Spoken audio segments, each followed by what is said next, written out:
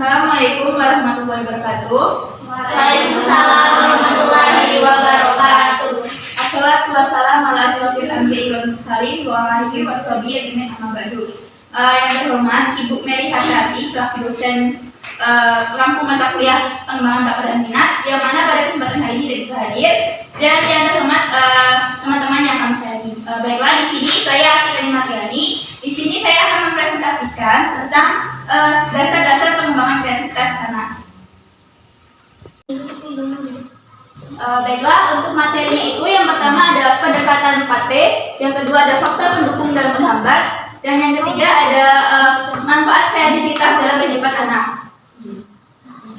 Nah, untuk materi yang pertama yaitu ada pendekatan 4P dalam pengembangan kreativitas. Nah, di sini yang pertama itu ada pribadi, yang kedua ada pendorong, ketiga ada proses, dan keempat ada produk. Nah, untuk yang pribadi itu kreativitas berasal dari ungkapan pribadi yang unik yang diharapkan dapat menimbulkan suatu ide baru atau suatu produk yang inovatif.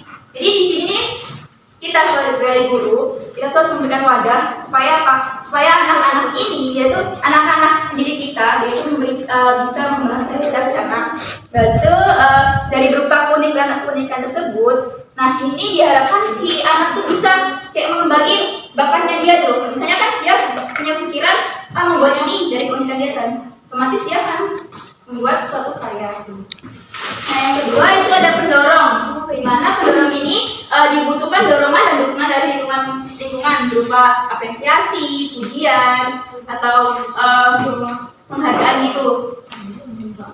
Nah, kalau yang ketiga, dia ada memberikan kesempatan anak untuk bersibuk diri secara kreatif atau memberikan kebebasan kepada anak untuk mengekspresikan dirinya secara kreatif. Jadi misalnya gini nih, dalam kita misalnya kayak kita guru TK ya.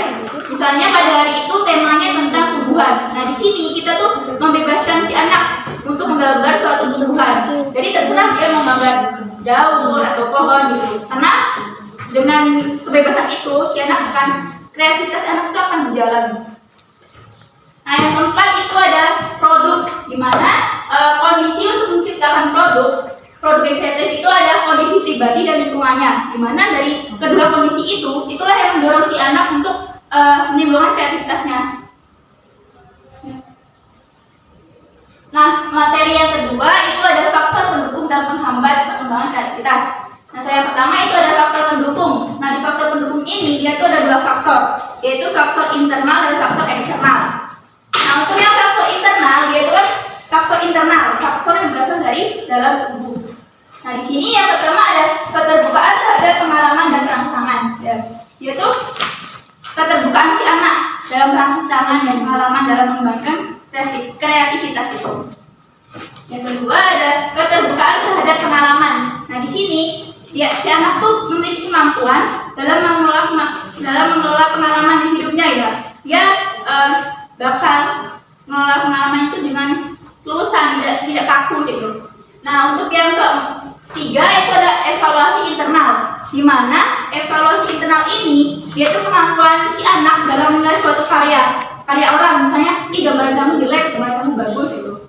Nah, untuk yang keempat itu ada kemampuan untuk bermain dan mengadakan eksplorasi. Jadi dia seharusnya akan mengekspor apa aja gitu, misalnya dari bentuk-bentuknya, unsur-unsurnya, warnanya gitu. Nah, untuk yang faktor yang kedua itu ada faktor eksternal, di mana faktor eksternal ini faktor yang berasal dari luar. Nah, ini yang pertama ada lingkungan kebudayaan. Lingkungan kebudayaan ini dia bisa mengembangkan kreativitas anak atau manusia lah ya, orang dewasa juga, apabila di budaya itu dia tuh mempunyai wadah. Misalnya gini, ada orang memiliki kemampuan membatik. Nah, di daerah dia itu ada tempat membatik, otomatis kan kreativitasnya akan berkembang. Nah, untuk yang lingkungan kedua itu adalah lingkungan keluarga, di mana dalam lingkungan keluarga ini yang paling memegang peranan penting itu orang tua. Karena misalnya seorang anak, nah dia itu memiliki bakat melukis. Nah, si orang tua itu memberikan dukungan baik berupa materi atau support gitu kan. Nah, untuk yang ketiga itu adalah lingkungan pendidikan. Lingkungan pendidikan ini merupakan salah satu faktor terbesar juga, karena kan hampir 5% seorang anak kan pasti kuliah kan, pasti sekolah kan. Jadi misalnya si anak itu semisalnya si anak ke sekolah, dia suka seni. Nah dia tuh di sekolah dia tuh ada kayak ekstrakurikuler, jadi dia gak cuma sains aja, seninya juga jalan. Untuk faktor yang kedua itu faktor penghambat, dimana yang pertama itu ada evaluasi. Evaluasi ini dilarang karena evaluasi kan penilaian ya. Jadi misalnya kayak gurunya itu menilai ini kurang bagus, kurang ini, itu nggak boleh. Apalagi saat guru itu menilai saat anaknya sedang melakukan suatu kegiatan dalam berkreasi itu. Yang kedua itu ada hadiah. Nah di hadiah ini dia tuh nggak boleh, tapi banyak orang beranggapan kalau diberikan hadiah tuh anak pasti semangat. Padahal itu nggak boleh, karena itu akan mematikan jiwa kreativitas si anak. Yang ketiga ada persaingan. Persaingan ini juga nggak boleh, kayak misalnya lomba-lomba gitu sebenarnya nggak boleh. Kenapa? Karena persaingan ini kan dia akan lingkup dua ini, pasti ada penilaian, ada juga hadiah kan. Nah dari situ karena adanya kedua ini, si anak tuh akan berpikir kan, mau dapat hadiah, jadi harus bagus gitu. Jadi kreativitasnya nggak berjalan. Terus yang keempat ada lingkungan yang membatasi. Nah lingkungan yang membatasi ini, semisalnya gini, kayak yang tadi ya temanya tanaman. Nah si guru tuh dipatok tuh, nah kalian harus menggambar pohon.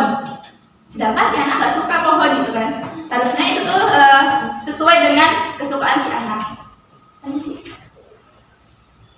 Nah materi selanjutnya itu ada manfaat kreativitas dalam kehidupan anak gitu. Nah di sini menurut Munandar manfaat kreativitas itu memungkinkan manusia untuk meningkatkan kualitas hidupnya.